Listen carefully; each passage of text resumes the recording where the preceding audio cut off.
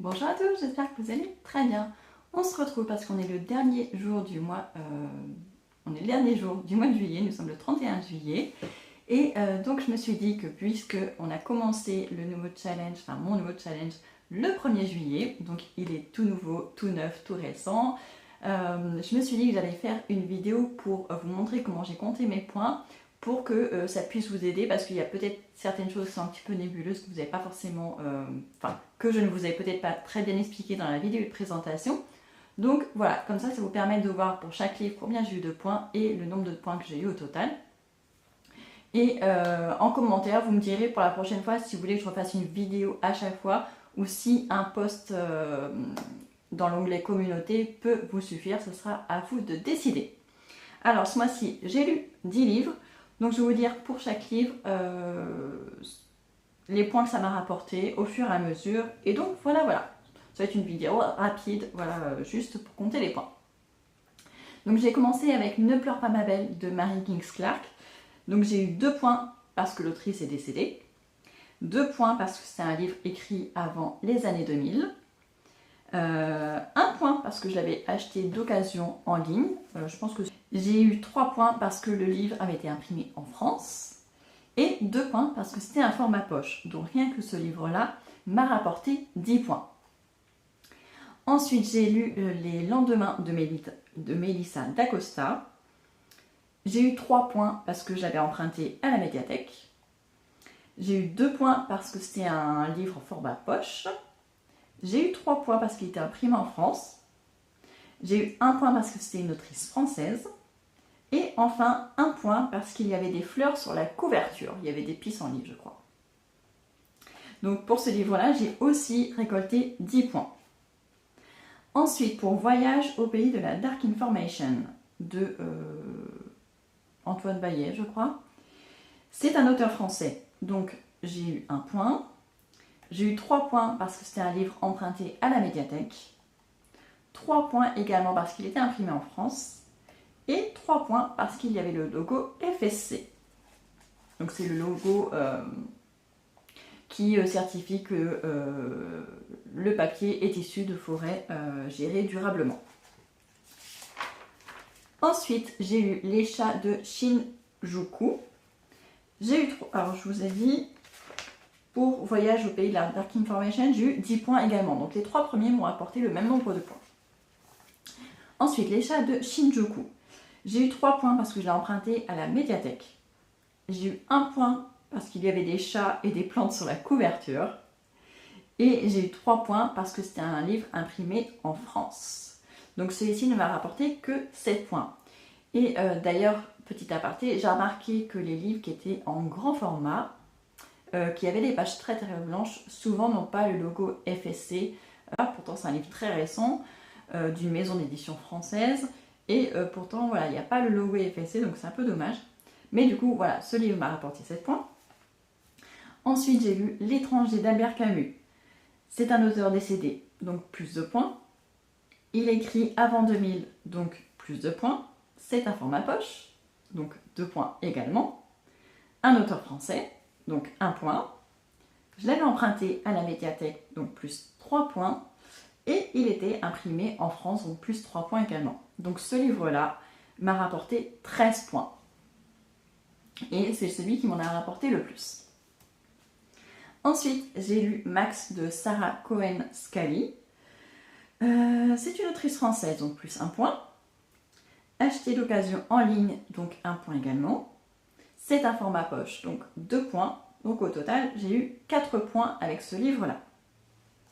C'est le moins, mais c'est tout ce que j'ai réussi à en tirer en regardant dans mes catégories. Je n'ai pas réussi à avoir d'autres points. Ça m'a étonnée honnêtement, mais ouais. Il n'était pas imprimé en France, c'était dans un pays de l'Est, je crois. Donc ça m'a étonnée, mais en effet, il m'a rapporté que 4 points. Ensuite, La Cour des Grandes d'Adèle Bréau. C'est une autrice française, donc 1 point. 2 points parce que c'est un livre de poche. 3 points parce que le papier est à base de fibres certifiées. Alors là, c'est pas le logo FSC, mais je pense que c'est parce que il n'existait pas encore. Mais il y avait bien un petit texte. Je crois que c'était le livre de poche. Et en effet, ils utilisaient même avant le logo FSC, avant qu'il existe, des papiers à base de fibres de bois recyclés. Enfin, je sais plus. Mais en tout cas, il y avait un aspect écologique quand même. Donc c'est pour ça que j'ai quand même mis les points, même si c'est pas le logo FSC, ça s'en rapproche, donc ça rentre aussi dans la catégorie. C'est pour ça aussi que je voulais faire cette vidéo pour vous expliquer, voilà, il y a quand même des choses où vous pouvez gagner des points, même si c'est pas exactement l'intitulé que j'avais noté. Donc grâce à ce papier, plus 3 points également.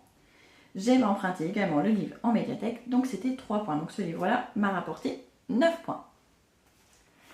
Ensuite, Et si c'était vrai, de Marc Lévy. C'est un auteur français, donc 1 point. Emprunter la médiathèque, 3 points. Et imprimé en France, 3 points. Donc celui-ci m'a rapporté 7 points. L'île de Yule de Johanna Gustafsson, une autrice française, donc 1 point. Format poche, 2 points. Il y a un paysage hivernal, on voit de la glace sur la couverture, donc j'ai mis 1 point aussi, même si c'est pas des plantes, mais c'est quand même la nature, enfin c'est la mer qui est gelée, ou en tout cas de l'eau qui est gelée, donc j'ai mis 1 point quand même. Et il est imprimé en France, donc j'ai mis 3 points. Donc ce livre-là m'a rapporté 7 points. Et enfin le dernier, Nouvelle Babel de Michel Bussy, un auteur français, donc 1 point. Imprimé en France, donc 3 points. Le logo FSC, il est là, donc 3 points. Et il était emprunté en médiathèque, donc 3 points également. Donc là, ça me fait mentir parce que Nouvelle Babel, c'est un grand format. Et pourtant, il avait bien le logo FSC. Donc quand les maisons d'édition le veulent bien, elles peuvent le faire. Et donc ce dernier-là m'a rapporté également 10 points, comme les premiers. Donc, ça m'a rapporté pas mal de points, mais j'en ai aussi perdu. Parce que même si je n'avais pas acheté de livre depuis le mois de mars, et ben malheureusement en juillet j'ai craqué. Ma fille voulait aller au centre culturel Leclerc. Mes filles ont eu des cartes cadeaux et il y avait des livres qui les intéressaient. Et c'est vrai que là on est en période de vacances scolaires et du coup bah, elles lisent beaucoup, vraiment énormément.